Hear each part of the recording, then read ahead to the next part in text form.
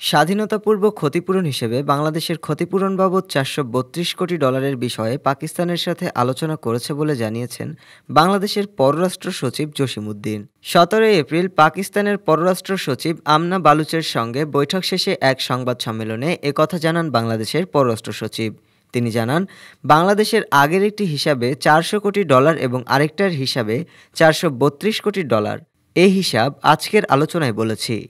পররাষ্ট্র সচিব জানান, অমীমাংসিত যেসব সমস্যা আছে সেগুলো নিয়ে পাকিস্তানের আলোচনায় থাকবে বলে বাংলাদেশকে জানিয়েছে। বাংলাদেশ ভারতের পরিবর্তে পাকিস্তানের দিকে ঝুঁকছে কিনা সাংবাদিকদের এমন প্রশ্নে জসিমউদ্দিন বলেন, বাংলাদেশ পাকিস্তান সম্পর্ক এখন শক্ত ভিত্তির ওপর দাঁড় করাতে গেলে অমীমাংসিত বিষয়গুলো মীমাংসা করা প্রয়োজন। পাকিস্তানের সঙ্গে সরাসরি বিমান যোগাযোগ চালু হচ্ছে বলে উল্লেখ করে তিনি বলেন, দুই দেশের শ্রদ্ধা ও পারস্পরিক লাভের ভিত্তিতেই সম্পর্ক উন্নয়ন করছে। ৭১-এর অপরাধের জন্য পাকিস্তানের বাংলাদেশের কাছে ক্ষমা চাওয়ার বিষয়ে এই বৈঠকে বাংলাদেশ নিজেদের অবস্থান তুলে ধরেছে বলে জানান পররাষ্ট্র সচিব। তিনি বলেন, কূটনীতির কাজ হচ্ছে আমাদের অবস্থানটা তুলে ধরে সেটা নিয়ে এগিয়ে যাওয়া।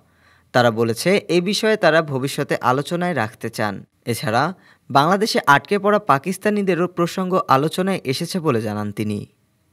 ডেস্ক রিপোর্ট, আজ বার্তা, ঢাকা।